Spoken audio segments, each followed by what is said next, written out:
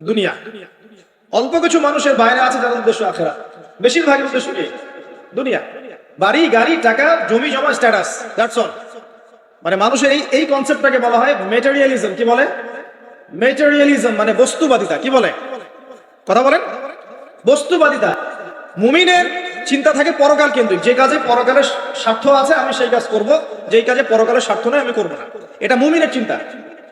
আর কাফের মুশরিক বেদিন ফাসেক মুনাফিকদের চিন্তা হচ্ছে যেখানে দুনিয়ার স্বার্থ ওখানে থাকবো, দুনিয়ার স্বার্থ নাই থাকবো। এই যে দুনিয়ার স্বার্থে মানুষের সারাটা জীবন ক্ষয় করে দেয়া, এর নাম বস্তুবাদিতা, মেটেরিয়ালিজম বলে এটাকে। যাই হোক, আমাদের শহরের বেশিরভাগ মানুষ কি বস্তুবাদী না? এখন সবাই দেখবেন, আমি বুঝাচ্ছি, আমি যতটা পারছি সহজ করার চেষ্টা করছি। ম্যাক্সিমাম আমাদের শহরের মানুষ এখন বস্তুবাদী। সবার চিন্তা একটাই, দুনিয়া, দুনিয়া আর দুনিয়া। যে দুনিয়া সম্পর্কে নবী সাল্লাল্লাহু আলাইহি ওয়াসাল্লাম বলেছেন, একটু শোনেন। যে মনে করেন এটা একটা মহাসাগর। নবী সাল্লাল্লাহু আলাইহি ওয়াসাল্লাম বলেছেন এখানে একটা আঙ্গুল ঢুকিয়ে দাও, দিয়ে বের করো। এই আঙ্গুলে যতটুকু পানি আছে এটা দুনিয়া, আর এই পুরো মহাসাগরে যত পানি আছে এটা পরকাল। একদিন সাহাবীদেরকে নিয়ে নবী যাচ্ছেন সাল্লাল্লাহু আলাইহি ওয়াসাল্লাম, একটা মৃত গাধা বা বকরির বাচ্চা পড়ে আছে, মৃত গাধা বকরির বাচ্চা। সাহাবীদেরকে বলছেন, হে আমার সাহাবীরা, তোমরা কি এই বকরির বাচ্চাটাকে 1 দিরহামের বিনিময়ে কিনতে চাও? কিসের বিনিময়ে? 1 দিরহাম। দিরহাম কি জিনিস সেটা পরে বুঝাবো ইনশাআল্লাহ, ওইগুলো এখন বুঝবেন না। দিরহাম কি জিনিস ওটা পরে বুঝবেন। দিরহাম থাকলে আর রিজার্ভ কমতো না। দিরহাম থাকতো যদি কোনো কান্ট্রি রিজার্ভ আর কমতো না। রিজার্ভ কমে ডলারের ভিত্তিতে, আর ডলার হচ্ছে এখন সারা ওয়ার্ল্ডের ডমিনেটিং কারেন্সি, ওটাকে হার্ড কারেন্সি বলে। মানে আপনি তেল কিনতে চান, 1 কোটি টাকা ব্রিফকেসে নিয়ে আমাদের আবু ধাবিতে চলে যান, গিয়ে শেখদেরকে বলেন যে আমাকে 1 কোটি টাকার তেল দেন। 1 ফোঁটাও তেল দিবেন আপনাকে, দিবে না যতক্ষণ আপনি ওই টাকাটাকে ডলারে কনভার্ট করবেন, তারপর দিবেন, আপনাকে তখন সুন্দর মতো তেল দিবেন। এই dollar petrol, dollar petrol, petrol ছাড়া ডলার এক্সচেঞ্জ নাই। এটা হচ্ছে পেট্রো ডলার মনিটরিং সিস্টেম। আপনার কাছে গোল্ড আছে মনে করেন, সোনা। এখন সোনাটাকে আপনি যে ভাঙাবেন, ভাঙিয়ে যে মানে কান্ট্রির অন্যান্য ডেভেলপমেন্টের কাজে লাগাবেন, তার জন্য ডলারের সিঁড়ি পার হয়ে যেতে হবে। অথচ এই দিনার এবং দিরহাম রাসূল সাল্লাল্লাহু আলাইহি ওয়াসাল্লামের যুগের কারেন্সি ছিল। দিনার দিরহাম, যার ইন্ট্রিনসিক ভ্যালু, অন্তর্নিহিত মান কখনো কমে যাবে। দেখাচ্ছি, দাঁড়ান, আমি এমনি করে কথা বলি না। আসহাবুল কাহফ কত বছর ঘুমিয়েছিলেন বলেন? 309 বছর। 309 বছর। পকেটের মধ্যে কিছু কয়েন ছিল, সোনার রূপার কয়েন। এই এলাকা ছেড়ে চলে গেছে, গুহার মধ্যে ঘুমিয়েছে, রাত কাটাবে। আল্লাহ পাক ঘুম পাড়িয়ে রেখেছেন 309 বছর। 309 বছর ঘুম থেকে ওঠার পর তারা বলছে, কেন লাবিস তোমরা কতদিন ঘুমিয়েছো? একজন বলছে লাবিস না ইয়াউমান আও দা'আ, একদিন ঘুমিয়েছি বা একদিনের কিছু অংশ ঘুমিয়েছি। ঠিক আছে, ঘুম থেকে উঠেছে, এখন ক্ষুধার্ত আমরা, যাও এই মুদ্রাগুলো নিয়ে বাজারে যাও, বাজারে গিয়ে দেখো আই ফালয়ানজুর আইয়ুহা আসকা তুআমা, খেয়াল করে দেখো কোন খাবারটা উত্তম পবিত্র, ওটা নিয়ে আসো। তো 309 বছর একটা মুদ্রা নিয়ে ঘুমানোর পরেও মুদ্রার মান কমে যায় না। ওই টাকা দিয়ে ঠিকই রুটি কেনা গেছে। কারণ আপনি আপনার কারেন্সি গুলো নিয়ে 309 বছর ঘুমানো লাগবে না, আপনি 10 বছর ঘুমান। 10 লাখ টাকা নিয়ে 10 বছর ঘুমান। 10 লাখ টাকার মান যদি 9 লাখ টাকায় না নেমে আনছে, তাহলে আমি নাম বদলাই ফেলাম। এখন 1 লাখ, দাঁড়া ঠিক বলেন না, তারা বুঝে নাই। এখন এই যে 1 লাখ টাকার মানটা হারালেন আপনি, 1 লাখ টাকার মানটা আপনি হারিয়ে ফেললেন। তো ওই 1 লাখ টাকা আর্ন করার জন্য আপনাকে শ্রম দিতে হয়নি, আপনার মাথার ঘাম পায়ে ফেলতে হয়েছে না? তাহলে আপনার শ্রমটা গেল কোথায়? তাহলে কেউ আপনার শ্রমটা লুটে পুটে খেয়ে ফেলে। যেহেতু আপনার কারেন্সির মানটা ডলার বেসড, এই কারণে ওই মনিটরিং সিস্টেম যারা চালায় ওরা আপনার এভাবে করে শ্রমটাকে সিজ করে ফেলে। আর আমি যদি আপনাকে আমার ফার্মে কাজ করাই, কাজ করিয়ে সারাদিন কাজ করানোর পর আপনাকে কোনো পারিশ্রমিক না দেই, শ্রমের কোনো মূল্য না দেই, আপনি আমাকে জালেম বলবেন না? বলবেন কিনা? ঠিক এই কারণে আমরা বলছি এই মনিটরিং সিস্টেমটাই জুলুম। আর নবীজি বলছে দিনারের কথা বলছেন, দিরহামের কথা বলছেন। এটা যদি আপনার পকেটে থাকতো 309 বছর কেন, 1000 বছর পর উঠলে ওটার মান কেটেই থাকবে, কমতো না। এই হলো ইসলামিক কারেন্সি।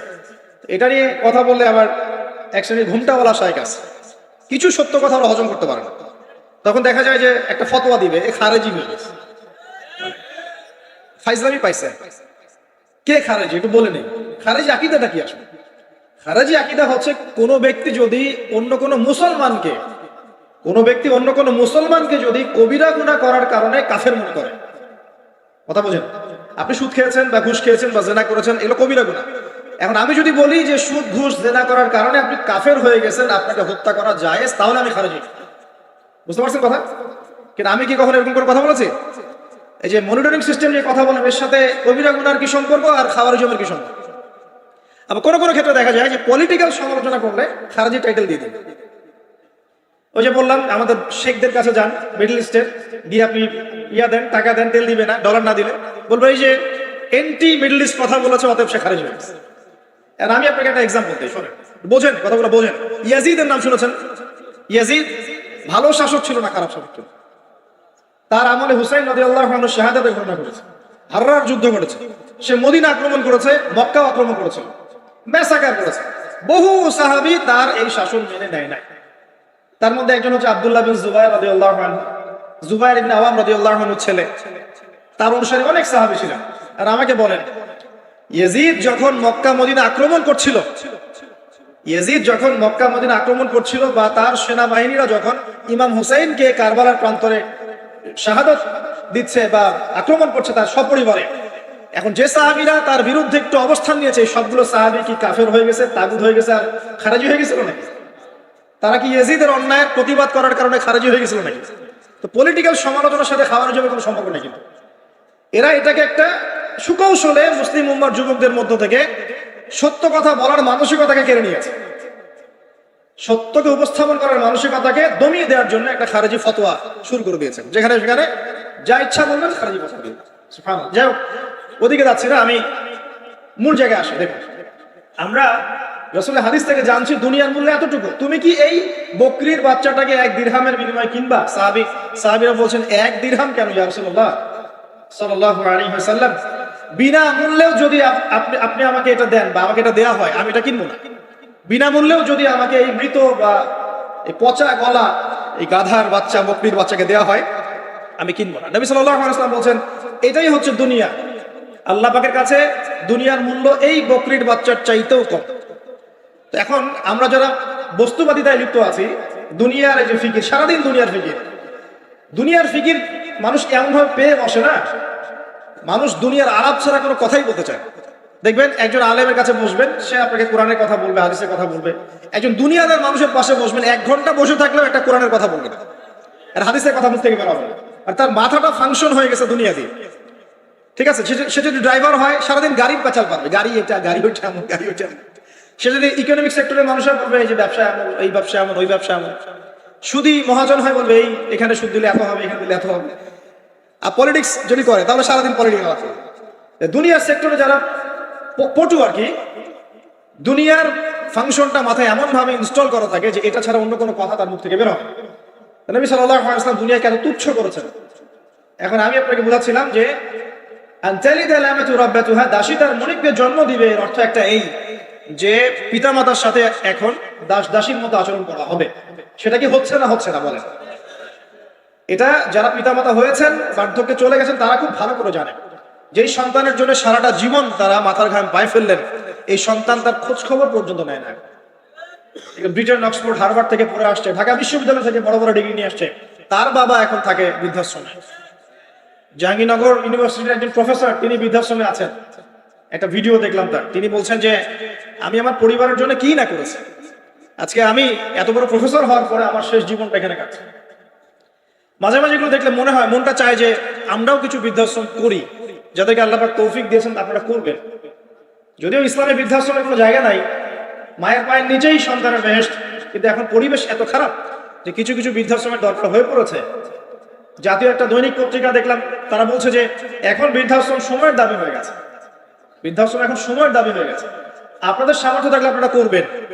শেষ জীবনটা যেন আমাদের এই বার্ধক্যে উপনীত হওয়া মায়েরা এবং বাবারা, তারা যেন আল্লাহর ইবাদত করে কাটাতে পারে এমন একটা পরিবেশ তৈরি করে দিবেন। টেনশন ফ্রি ভাবে তারা যেন 3 বেলা খায়, জিকির আজকার করে, তাসবিহ তাহলিল করে, কোরআন তেলাওয়াত করে, শেষ জীবনটা যেন ঈমান ইসলামের উপর থেকে মৃত্যুবরণ করতে পারে, এরকম একটা ব্যবস্থা করে দেন। ইনশাআল্লাহ বহুত নেকি হবে ইনশাআল্লাহ। আল্লাহ পাক আপনাকে বরকত দিবেন ইনশাআল্লাহ। এটা একটা ব্যাখ্যা হতে পারে। সেকেন্ড ব্যাখ্যা হতে পারে এই, দাসী তার মনিবকে জন্ম দিবে অর্থ হচ্ছে এই যে সমাজের ন্যায় অন্যায়, হক বাতিলের মানদণ্ড উল্টে যাবে। কারণ দাসী মনিবকে জন্ম দিতে পারে না, পারে? তার মানে একটা ব্যাখ্যা এটাও হতে পারে, সত্য মিথ্যা হয়ে যাবে, মিথ্যা সত্য হয়ে যাবে কিয়ামতের আগে আগে, হক বাতিল হয়ে যাবে, বাতিল হক হয়ে যাবে। ঠিক এটা অন্যান্য হাদিসে এসেছে। সত্যবাদীকে বলা হবে মিথ্যাবাদী, মিথ্যাবাদীকে বলা হবে পরম সত্যবাদী। যে ব্যক্তি আমানতদার তাকে বলা হবে খেয়ানতকারী, যে খেয়ানতকারী তাকে বলা হবে পরম আমানতদার। এটা হচ্ছে না এখন আমাদের এই বিজি শহরগুলোতে, এটা হচ্ছে না। আমাদের এখানে বিশ্বাসটা এতই কমে গেছে, দেখবেন কোনো মানুষ যদি সেধে কাউকে খাওয়ায়, আসেন হোটেলে বসেন খান, সন্দেহের চোখে তাকাবে যে না জানি আমাকে কি খাওয়াই দিল, আমাকে খাওয়ায় আবার কি লুটপাট করে, তাই না? দেখেন আমাদের শহর থেকে বিশ্বাসটা কমে গেছে না। একটা বন্ধন টিকে থাকে বিশ্বাসের উপরে। আমি বলি যে একটা সম্পর্ক শুধুমাত্র ভালোবাসার ভিত্তিতে টিকে থাকে না, ভালোবাসার চেয়ে বড় জিনিস হচ্ছে বিশ্বাস। আর সেই বিশ্বাস যখন উঠে যায় তখন পরিবার ভেঙে যায়, স্বামী স্ত্রীর বন্ধন ভেঙে যায়, সামাজিক কাঠামো ভেঙে যায়। আমাদের সমাজ থেকে বিশ্বাসটা উঠে গেছে, দেখবেন কেউ কাউকে বিশ্বাস করতে পারে না। হ্যাঁ, তো এই যে বস্তুবাদিতা আমাদের বিশ্বাসটাকে নষ্ট করে ফেলে। খেয়াল করে দেখেন, এই রাত্রেবেলা গাড়ি নিয়ে যাবেন, রাস্তায় যদি কেউ দাঁড়িয়ে থাকে, ভাই আমি খুব বিপদে পড়েছি লিফট দেন, ভয়েই দাঁড়াবো না এখানে গাড়ি নিয়ে, না জানি আবার কোন ট্রাফিক ফেলায়, তাই না? বিশ্বাস প্রতারণার কি যুগ, কেউ কাউকে বিশ্বাস করতে পারছে না, কেউ কাউকে বিশ্বাস করতে পারছে না। স্বামী তার স্ত্রীকে বিশ্বাস করে না। এই শহরে বহু স্বামী আছে এই শহরের, স্ত্রীকে বিশ্বাস করে না, কারণ জানে যে আমি বাইরে গেলে ফোনে অনেকগুলো বেটার সাথে লাইন মারে, স্বামী খুব ভালো করে যায়। এই কারণে দেখা যায় স্বামীও বাইরে আবার কয়েকটা একাধিক ওই যে বলবো উপস্ত্রী উপপত্নী জোগাড় করে রেখে দিচ্ছে, আছে না? মেয়ে স্ত্রী বাসায়, স্বামী যখন চলে যায় স্ত্রী অন্যের সাথে পরকিয়া করে, আবার স্বামী বাইরে গিয়ে স্ত্রীকে বাদ দিয়ে অন্য মেয়ের সাথে পরকিয়া করে। এই জিনিসটাই শহরে বেশি না কম বলেন? লজ্জা করেন না, সত্যি কথা বলেন, এটা বেশি না কম? বেশি, দিন দিন বাড়ছে। আর যে মিডিয়াগুলো আমরা দেখি এগুলো শিখায় আমাদের, পরকিয়া শিখায় না, পরকিয়া শিখায়। আর এটা যে এত ভয়াবহ মহামারী আকার ধারণ করেছে না, অনেক ক্ষেত্রে দেখা যায় স্বামী অফিসে যাওয়ার সাথে সাথেই বয়ফ্রেন্ড বাসায় হাজির। এই যে বাক্সে বাক্সে বন্দি জীবন বললাম, বাক্সে বাক্সে বন্দি ফ্ল্যাটের ভিতরে তো ঢুকলে আর বোঝা যায় না ভিতরে কি হচ্ছে।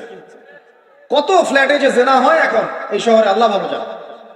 এই ফ্ল্যাটের প্রত্যেকটা ইঞ্চি ইঞ্চি মাটি আল্লাহর কাছে সাক্ষী দিবে। যেখানে যে মাটিতে বসে অবিবাহিত যুবক যুবতী জেনা করেছে আর বিবাহিত যুবক যুবতীরা এবং এই স্বামী স্ত্রী জেনা করেছে, এর ইঞ্চি ইঞ্চি মাটি আল্লাহর কাছে কথা বলবে। এর ইঞ্চি ইঞ্চি মাটি আল্লাহর সামনে কথা বলবে। ইযা যুলজিলাতিল আরদু জিলজালাহা ওয়া আখরাজাতিল আরদি আথকালাহা ওয়া ক্বালা লিল ইনসানু মা লাহা ইয়াওমাইযিন তুহাদ্দিসু আখবারাহা। সেদিন তুহাদ্দিসু আখবারাহা, জমিন তার খবর বলবে আল্লাহর কাছে। জমিনের কোথায় কোন পাপ হয়েছে সব বলে দিবে। এই জমিনে এখানে দাঁড়িয়ে জেনা করেছে, ওইখানে দাঁড়িয়ে মদ খেয়েছে, ওইখানে কাউকে খুন করেছে, জমিন বলে দিবে। একটা কথা এখানে মাঝখানে বলে দেই, যারা অবিবাহিত যুবক যুবতী আছো, এই লেকচার তোমরা যারা শুনছো, তোমাদের মধ্যে কেউ যদি জেনা করে থাকো, অবিবাহিতের কথা বলছি, তোমাদের কাঁধের মধ্যে এখন 100 বেত্রাঘাতের শাস্তি ঝুলে আছে। সূরা নূরের 1 থেকে 3 নম্বর আয়াত পড়ে দেখবে, অবিবাহিত যুবক যুবতী যদি জেনা করে তাদের শাস্তি হচ্ছে 100 বেত্রাঘাত, তাও জনসমক্ষে, এবং এক বছরের জন্য নির্বাসন। এই বিধানগুলো যদি পৃথিবীর কোনো দেশেও না থাকে, আসমানে আছে। মরার সাথে সাথেই এই বিধান কার্যকর হবে ইনশাআল্লাহ। বুদ্ধি কি? একটাই উপায় আছে। এই লেকচার কেন চলে গেছে?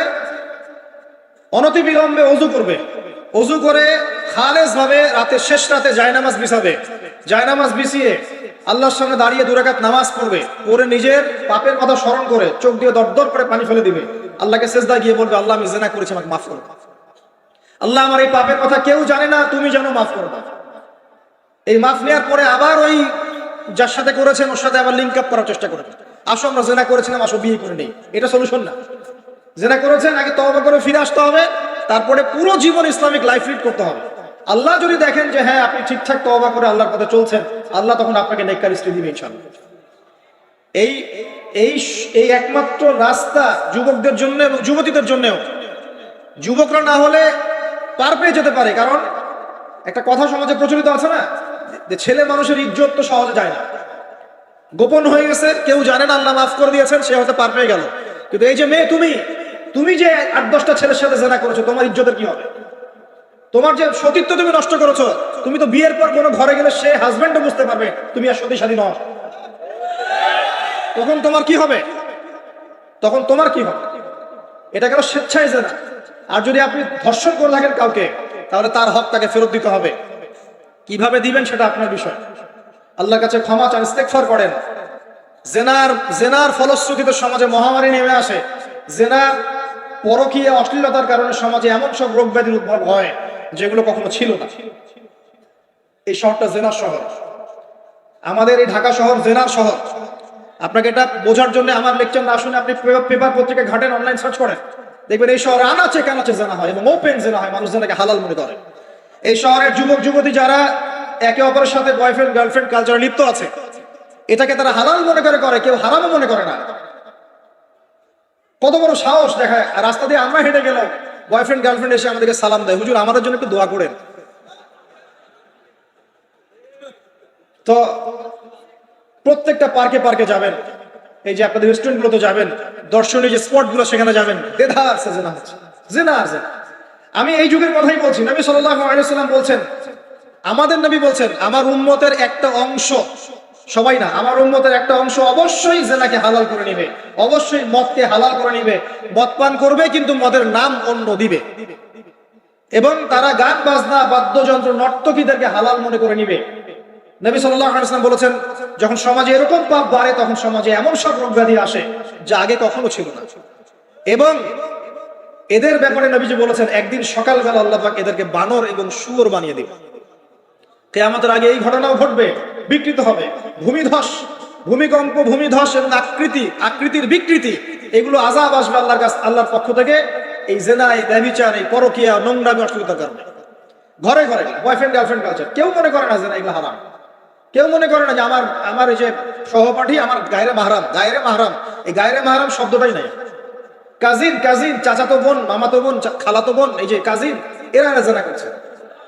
পেপার পত্রিকা পড়েন, একটু অনলাইন ঘাটেন, দেখেন কোন যুগে আছেন আপনি।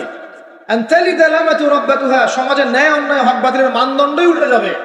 মানুষ ন্যায়কে অন্যায় মনে করবে, অন্যায়গুলোকে ন্যায় মনে করে নিবে। কোনো মানদণ্ড নাই, কোনো মানদণ্ড নাই। আমাদের শহরের অবস্থা, শান্তিতে কিভাবে ঘুমাবেন আপনি?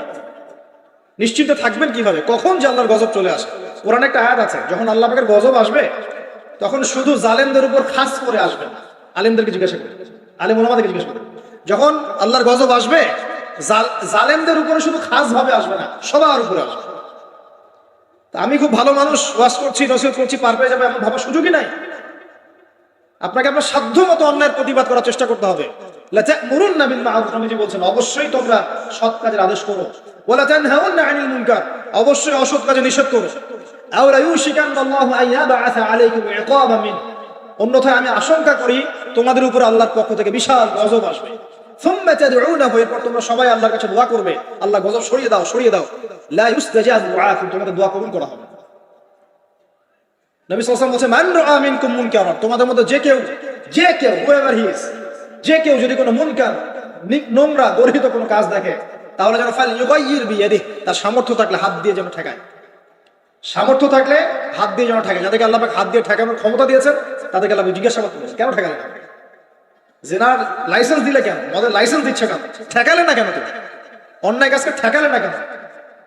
যদি তুমি না পারো, আইল্লাম ইয়াস্তাতি, যদি সে না পারে, তাহলে ফাল ইউগাইয়ির বিলিসানি, তাহলে যেন মুখ দিয়ে সেটা প্রতিবাদ করে। এই যে মুখ দিয়ে প্রতিবাদ করার ক্ষমতা আলেম ওলামার আছে, যাদের হাতের ক্ষমতা নেই, মুখের ক্ষমতা আছে।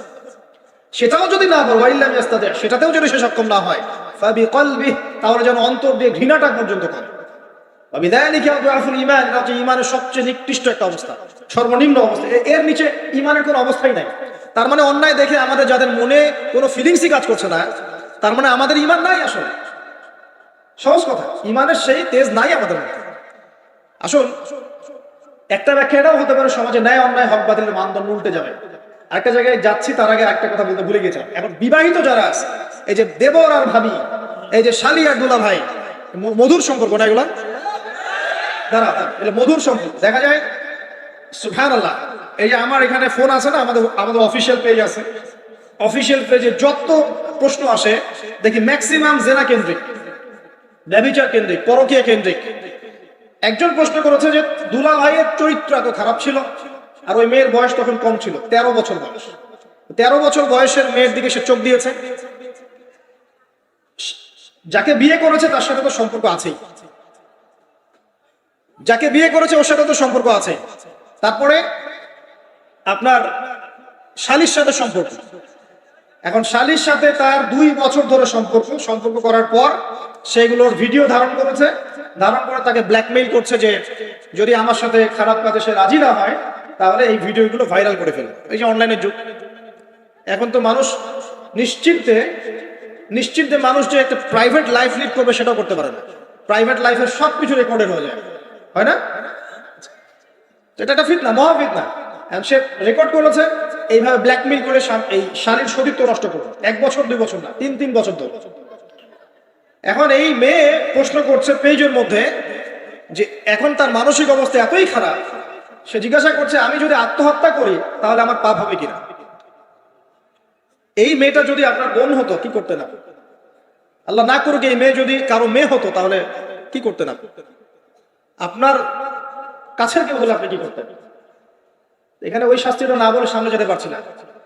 শোনেন, যারা বিবাহিত ব্যক্তি হওয়ার পরেও পরকীয়া করেছেন, বিবাহ করার পরেও পরকীয়ার পাপে লিপ্ত ছিলেন বা এখনো আছেন, জেনে হোক না জেনে হোক করেছেন, অথবা এটা জেনে করেছেন যেটা একটা খারাপ কাজ তারপরেও করেছেন, রাসূলুল্লাহ সাল্লাল্লাহু আলাইহি ওয়াসাল্লামের হাদিস এবং আল্লাহ পাকের কালাম অনুযায়ী তাদের শাস্তি হচ্ছে কোমর পর্যন্ত মাটিতে পুঁতে ফেলে পাথর নিক্ষেপ করে রজম করে হত্যা করা।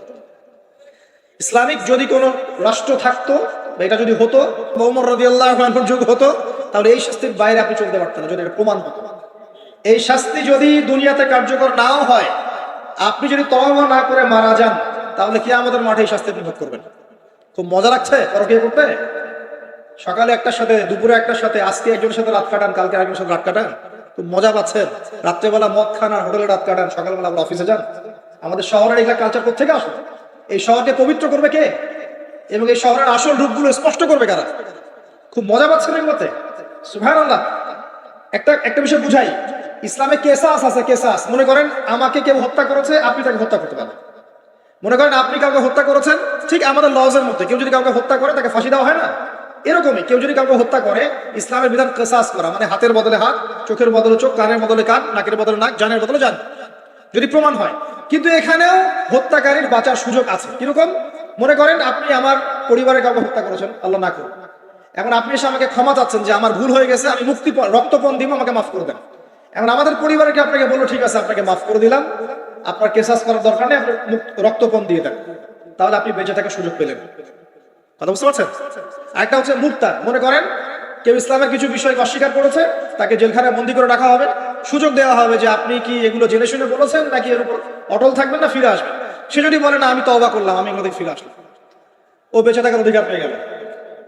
কিন্তু বিবাহিত ব্যক্তি যারা ব্যভিচার করেছে, বিবাহিত ছেলে বা মেয়ে ব্যভিচার করেছে, তওবা করে যদি ফিরেও আসে, রজমের শাস্তি থেকে বাঁচার কোনো সুযোগ নেই। বুঝতে পারছি না? একজন মহিলার কথা বলি তাহলে বুঝতে পারবেন। এটা একজন মহিলা সাহাবীর ক্ষেত্রেও হয়েছে, একজন পুরুষ সাহাবীর ক্ষেত্রেও হয়েছে। আচ্ছা, পুরুষ সাহাবীর কথা বাদ দিয়ে মহিলা সাহাবীর কথাটা বলি।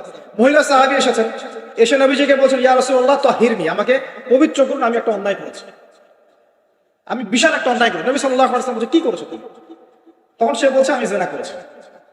নবী সাল্লাল্লাহু আলাইহি ওয়াসাল্লাম বলছেন বাসায় যাও, বাসায় গিয়ে আল্লাহর কাছে তওবা করো, আল্লাহ পাক মাফ করে দিবেন। নবীজি এটাকে হাইড করতে চাচ্ছেন, কারণ কি, যখন আপনি কেস আদালতে নিয়ে যাবেন তখন তো উপায় নাই, আপনাকে তো বিচার করতেই হবে।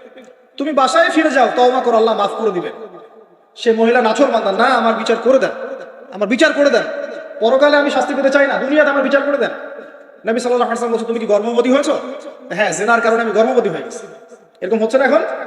আর যে অ্যাবর্শন করছে না, ওই যে ক্লিনিকে গিয়ে, এটাও ট্রেন্ড হয়ে গেছে। হইল, সমস্যা কোথায়? কি এমন হয়েছে? আমার কি ক্যারিয়ার নষ্ট হয়ে গেছে? ফ্যামিনিস্ট নোংরামে কোথাকার। তারপরে এই মেয়ে বলছে হ্যাঁ আমি গর্ভবতী হয়েছি ইয়া রাসূলুল্লাহ। নবী সাল্লাল্লাহু আলাইহি ওয়াসাল্লাম বলছেন বাসায় ফিরে যাও, সন্তান যখন খালাস হবে তারপরে এসে বিচার করে দিল। 9 থেকে 10 মাস সে এই সন্তানকে গর্ভে ধরলো, ধরার পরে সন্তান যখন খালাস হয়ে গেল, সে নবীর কাছে এসে সন্তান কোলে নিয়ে নবজাতক, ইয়া রাসূলুল্লাহ সাল্লাল্লাহু আলাইহি ওয়াসাল্লাম দরুদ পড়বেন, আমাকে পবিত্র করে দিন, আমার সন্তান হয়ে গেছে। নবী সাল্লাল্লাহু আলাইহি ওয়াসাল্লাম বলছেন সন্তান কি দুধ খাচ্ছে? হ্যাঁ দুধ খাচ্ছে। তাহলে তুমি তাকে দুধ পান করাও। কত বছর দুধ পান করাতে হয়? 2 বছর। 2 বছর দুধ পান করাও, দুধ পান করা শেষ হবে তারপরে এসে তোমার বিচার করে দিল। এবার 2 বছর দুধ পান করানোর পরে এই মহিলা এসেছে, সন্তানের হাতে একটা রুটি, নবীজিকে বলছেন ইয়া রাসূলুল্লাহ সাল্লাল্লাহু আলাইহি ওয়াসাল্লাম আমার সন্তান এখন রুটি খেতে পারে, আমার সন্তান এখন রুটি খেতে পারে, আমার বিচার করে দিন। তখন নবী সাল্লাল্লাহু আলাইহি ওয়াসাল্লাম বলছেন সাহাবীরা তোমাদের মধ্যে কেউ কি আছো সন্তানের দায়িত্ব নিবে? একজন আনসার সাহাবী বলছেন আমি দায়িত্ব নিব। তখন এই আনসার সাহাবীর কোলে নবী সাল্লাল্লাহু আলাইহি ওয়াসাল্লাম এই বাচ্চাকে তুলে দিলেন। তুলে দেওয়ার পর খালিদ বিন ওয়ালিদ রাদিয়াল্লাহু আনহু অন্যান্য সাহাবীদেরকে বললেন, যাও এই মহিলাকে নিয়ে যাও, কোমর পর্যন্ত গেড়ে দিয়ে রজম করে হত্যা করো। এবার এই মহিলাকে নিয়ে যাওয়া হচ্ছে। একটা কথা বানিয়ে বলছি না, এই আপনার আলেম ওলামা যারা আছেন জিজ্ঞাসা করবেন কওমি মাদ্রাসা। এই মহিলাকে নিয়ে যাওয়া হচ্ছে, মহিলাকে পাথর নিক্ষেপ করা হচ্ছে। পাথর নিক্ষেপ করার মধ্যে খালিদ বিন ওয়ালিদ রাদিয়াল্লাহু আনহুর পাথরও ছিল। খালিদ বিন ওয়ালিদ রাদিয়াল্লাহু আনহু নাম শুনেছেন না? বীর সাহাবী, তিনি পাথর নিক্ষেপ করেছেন একটা। এই পাথরের আঘাতে ওই মহিলার কোন একটা জায়গায় লেগেছে, গায়ের লেগে রক্ত বের হয়ে গেছে। রক্তের ছিটাটা তার গায়ের এই যে কাপড় এসে পড়েছে। কাপড় এসে পড়ার সাথে সাথে খালিদ বিন ওয়ালিদ রাদিয়াল্লাহু আনহু বলছেন, ছি ছি ছি ছি, আমার গায়ের মধ্যে এরকম নোংরা ব্যভিচারী মহিলার রক্ত পড়লো কি? এরকম একটা তাচ্ছিল্যের কথা বলেছে। তখন নবী সাল্লাল্লাহু আলাইহি ওয়াসাল্লাম বলেন, হে খালিদ তুমি থামো, হে খালিদ তুমি চুপ করো।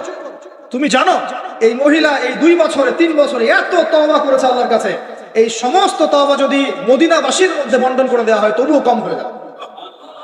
আর আমি এখন দেখছি মহিলা জান্নাতে সাঁতার কাটছে। আমি বুঝাতে পারছি না আপনাকে প্রিয় বোন, প্রিয় ভাই, যারা বিবাহিত হয়ে ব্যভিচার করছেন, জেনা করছেন, তিনি তওবা করেছিলেন, তওবা করেছেন, আল্লাহ পাক মাফও করে দিয়েছেন, জান্নাতে চলে গেছেন, কিন্তু পৃথিবীতে তার শাস্তি কায়েম করা হয়েছে। বিবাহিত ব্যক্তি ব্যভিচার করে ফেললে তার পৃথিবীতে বেঁচে থাকার অধিকার সে হারিয়ে ফেলে। আর এই পাপটাকে আমাদের সমাজে এত সহজ বানিয়ে দেওয়া হয়েছে, যে যার সাথে ইচ্ছা পরকীয়া করতে পারে। মেয়েও করছে, ভাবিও করছে, শালিও করে, দুলাভাইও করে, সবাই আমরা পরকীয়া করতে যাচ্ছি।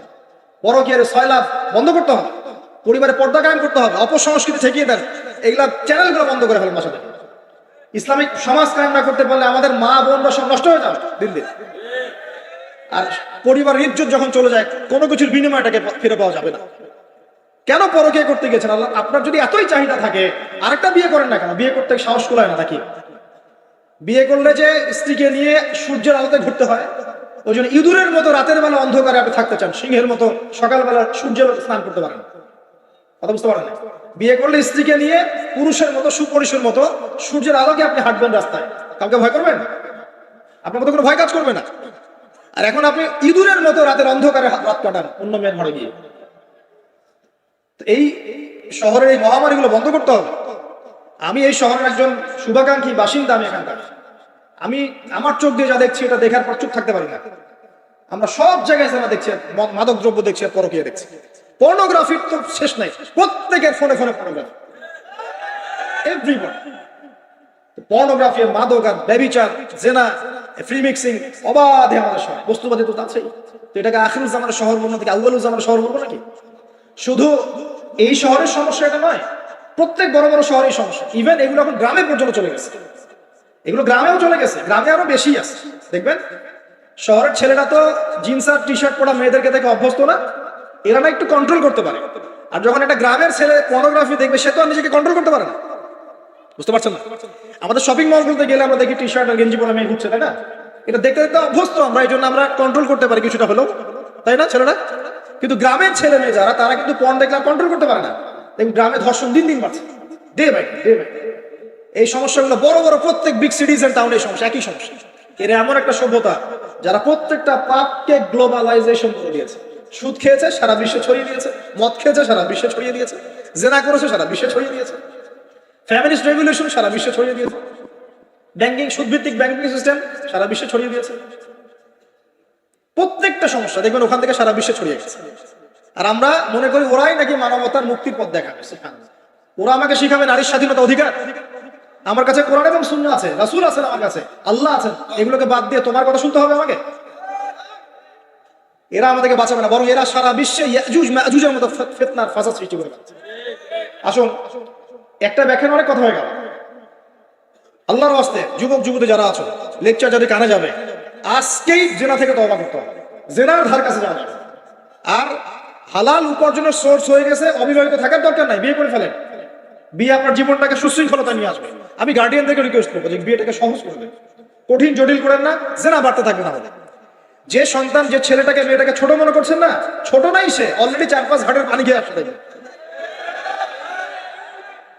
আপনারা পরিসংখ্যান দেখেন, বাংলাদেশের ইয়াং ইউথ জেনারেশন যারা আছে, এদের মধ্যে ম্যাক্সিমামই বিবাহ বহির্ভূত সম্পর্ক স্বাদ পেয়ে গেছে অলরেডি। স্কুল কলেজ পাশ করেনি, এখন পর্যন্ত সম্পর্ক করে বসে আছে। আর ছোট ছোট মেয়েগুলোকে ছোট মনে হয়, বদের হাড্ডি শব্দ সব জায়গায় দেখবেন। এরা বেশি বদের হাড্ডি। কেন বলছি জানেন? এরা ছেলেদেরকে সিডিউস করে, এরা ছেলেদেরকে সিডিউস করে। ভালো মেয়ে কোথায় খুঁজে পাবেন এখন? খুব রেয়ার, খুব ডিফিকাল্ট, খুবই ডিফিকাল্ট। এমনকি আর ভিতরে কথা বলতে গেলাম, আমার ফ্যামিলির আমাদের স্ত্রীরা তো মাদ্রাসায় পড়েছে, পড়ে নাই? ভিতরে কথা বলতে গেলাম না, মাদ্রাসায় পড়া মেয়ে কেমন করে এগুলা কাজ করতে পারে? অতএব বিয়েটাকে সহজ করেন, জেনাটাকে বন্ধ করেন, পরকীয়া রাস্তা বন্ধ করেন। এগুলো শাস্তি দুনিয়াতে না পেলে পরকালে পেতে হবে। কিন্তু রাসূলুল্লাহ সাল্লাল্লাহু আলাইহি ওয়াসাল্লাম মেরাজের রাতে গিয়ে দেখে এসেছেন যে একটা চুলা দেখেছেন, চুলা তন্দুর চুলার মতো, তন্দুর চুলার মতো, নিচের দিকটা ফাঁপা, উপরের দিকটা সরু, আগুন জ্বলছে দাউ দাউ করে, এক শ্রেণীর মানুষকে পোড়ানো হচ্ছে। আগুন যখন ফ্লো বাড়ছে, মানুষ উপরে আসছে, ফ্লো কমছে, নিচে নামছে, এভাবে। রাসূলুল্লাহ সাল্লাল্লাহু আলাইহি ওয়াসাল্লাম জিজ্ঞাসা করলেন, ইয়া জিবরিল, এরা কারা? জিবরাইল আলাইহিস সালাম বলছে, এরা আপনার উম্মতের সেই সব ব্যক্তি যারা জেনার পাপে লিপ্ত ছিল এবং তাদের এই আযাব থেকে এত দুর্গন্ধ বের হচ্ছে কল্পনা করতে পারবেন। আরেক শ্রেণীর লোককে দেখেছেন, সামনে এই যে ভালো গোশত, পাশে খারাপ পচা গোশত, বসে বসে পচা গোশত খাচ্ছে, ভালো গোশত খাচ্ছে, শাস্তি হচ্ছে কবরে, বারজাখের জগতে। নবী জিজ্ঞাসা করছেন, এরা কারা? জিবরাইল আলাইহিস সালাম বলছে, এরা হচ্ছে আপনার উম্মতের সেই সব ব্যক্তি যাদের ঘরে পবিত্র স্বামী ছিল, পবিত্র স্ত্রী ছিল, তাদের সাথে সন্তুষ্ট না থেকে তারা পরকীয়া করেছে। আল্লাহ পাক আমাদের শহরটাকে হেফাজত করবেন। এখানে একটাই সলিউশন, ইসলামিক অনুশাসন, আদারওয়াইজ অন্য কোনো সলিউশন নাই। কতক্ষণ ভালো থাকবেন আপনি? চতুর্দিক থেকে আপনাকে জেনায় উদ্বুদ্ধ করা হচ্ছে। আপনি অনলাইনে ঢোকেন, এই যে ফোনটা নেন, ফেসবুকে ঢোকেন, ইউটিউবে ঢোকেন, খালি জেনা আর জেনা। মানে দেখা, জেনাটাকে এমন ভাবে দেখানো হয় যে কি যে মজার একটা বিষয়, কি যে মজা একটা, অথচ জানেন জেনার মধ্যে যাররা পরিমাণ কোনো সুখ নাই। আপনি হালাল ভাবে বিয়ে করেন, আপনি যে সুখটা পাবেন, আপনি শত শত জেনা করলে সে সুখ পাবেন। আসেন, অনেক লম্বা না করে আমি ফিনিশিং এর দিকে টানছি এখন এদিক থেকে। দ্বিতীয় ব্যাখ্যা এটা হতে পারে যে সমাজে ন্যায় অন্যায়, হক বাতিলের মানদণ্ডই কি হবে? উল্টে যাবে, উল্টে গেছে কিনা। মানুষ এখন মিথ্যাবাদীকে সত্যবাদী মনে করে কিনা, এবং ওয়ার্ল্ডে যত বড় বড় মিথ্যা নিউজ গুলো হয় সবাই এগুলোকে সত্য মনে করে না, আর সত্য নিউজ গুলোকে মানুষ মিথ্যা মনে করে। আমানতদার একটা ব্যক্তি বলে যে চরম খেয়ানতদার, খেয়ানতকারী ব্যক্তি বলে আমানতদার। যার চরিত্র দেখবেন সবচেয়ে খারাপ, ওকে বলছে একেবারে কি চরিত্র, মহান চরিত্র অধিকারী। আর সবচেয়ে উন্নত চরিত্র অধিকারী নবী সাল্লাল্লাহু আলাইহি ওয়াসাল্লামকে মানুষ গালি দেয়, তাই না? তো দেখেন মানদণ্ড উল্টে গেছে। আর একটা ব্যাখ্যা বলছি, এই হাদিসের শব্দটা আনতালি দালামাতু রাব্বাতুহা, হ্যাঁ সত্যি সত্যি দাসী মনিবকে জন্ম দিতে পারে, এটা বোঝার জন্য এই যুগটাই সবচেয়ে উৎকৃষ্ট। কিভাবে জন্ম দিতে পারে দেখুন, একটু মনোযোগ দেন। ফেমিনিস্ট রেভলিউশনের কারণে বহু মেয়ে বাইরের সভ্যতা, যারা এইসব কান্ট্রিতে না, বাইরের কান্ট্রিগুলোতে বাচ্চা কাচ্চা নেওয়ার সময় পায়। ফেমিনিস্ট রেভলিউশনের কারণে বহু মেয়ে বাচ্চা কাচ্চা নেওয়ার সময় পায়। বাচ্চা নিবে কিভাবে? এখন সন্তান তো দরকার। তখন কি করে? মধ্যবিত্ত, নিম্ন মধ্যবিত্ত কান্ট্রিগুলো থেকে কিছু মেয়েকে হায়ার করা হয়। তাদের যে গর্ভটা, এটাকে হায়ার করা হয়, যে তোমার গর্ভে আমার স্পার্ম ইনজেক্ট করা হবে এবং 9 মাস এখানে সন্তানটা হবে, তারপর সন্তান জন্ম দিয়ে তুমি তোমার অনারিয়াম নিয়ে চলে যাবে।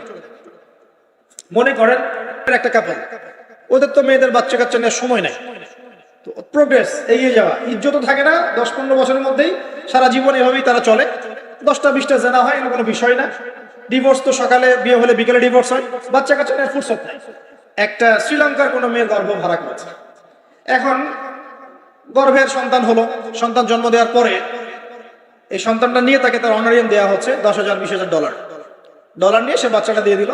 এই যে বাচ্চাটা যে হলো, এই বাচ্চাটা হচ্ছে মনিবের, আর এই মেয়েটা হচ্ছে এখানে দাসী। এই যে দাসী তার মনিবকে জন্ম দিল কি দিল না?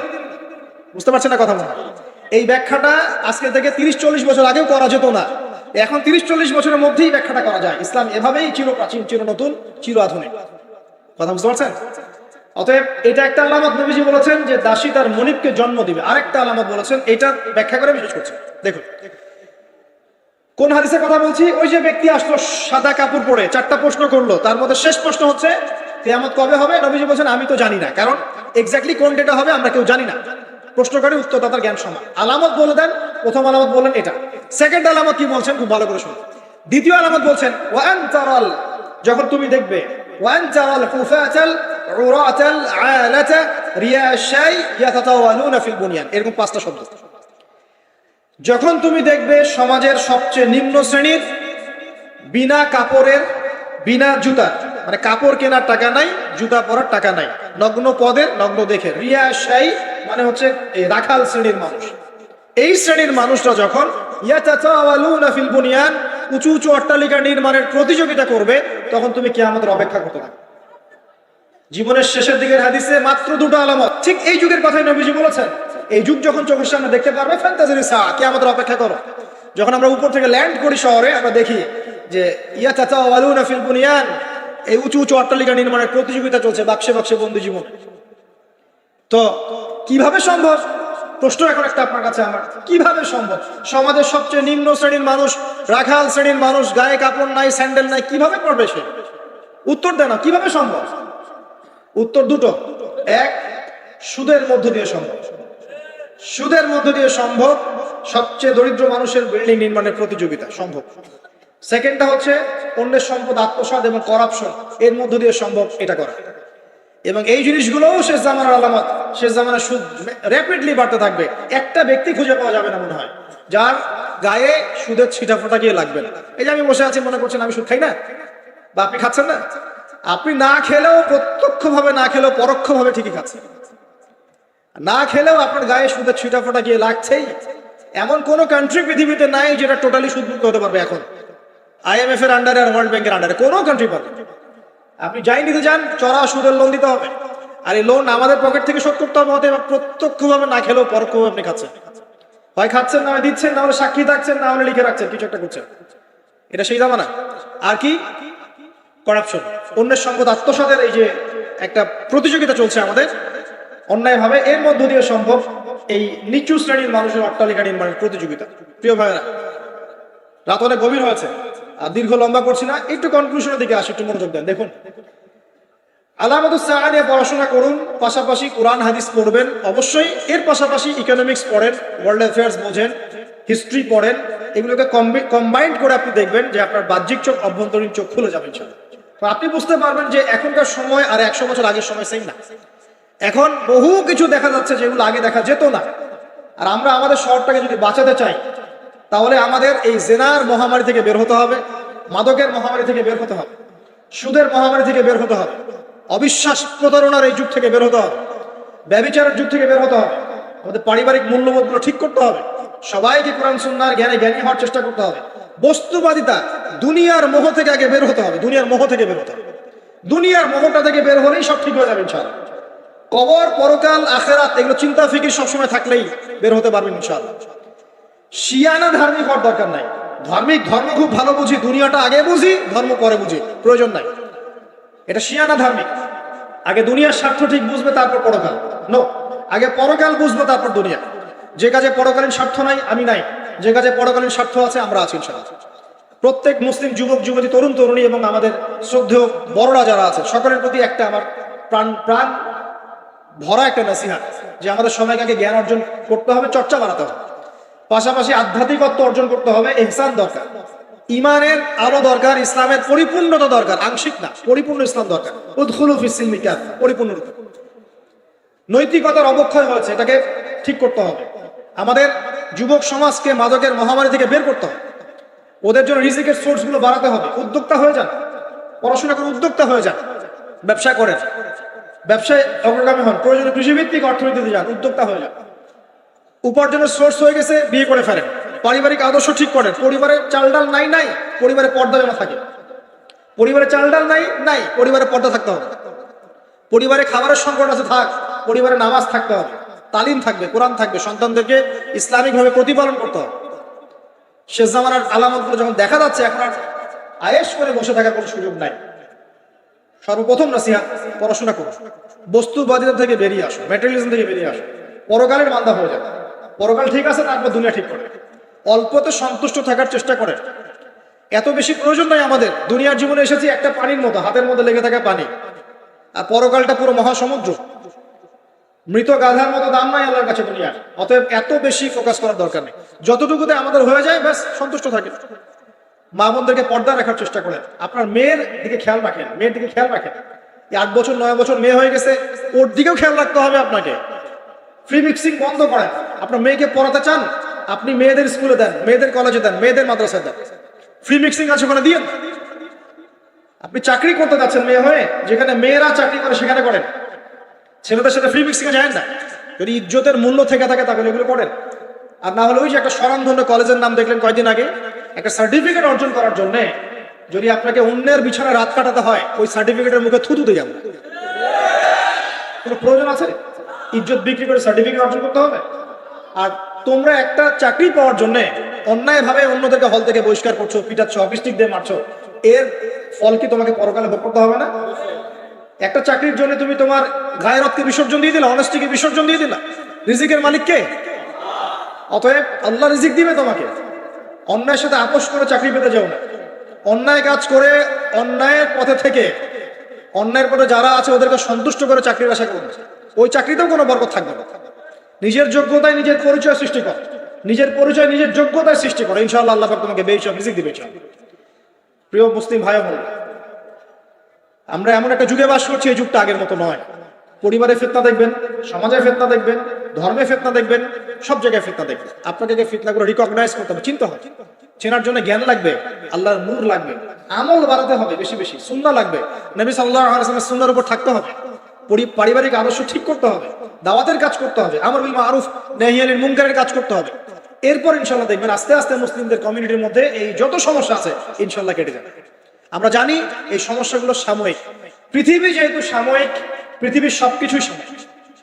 পৃথিবী যেহেতু একটা সাময়িক জায়গা, এখানকার সবকিছু সাময়িক।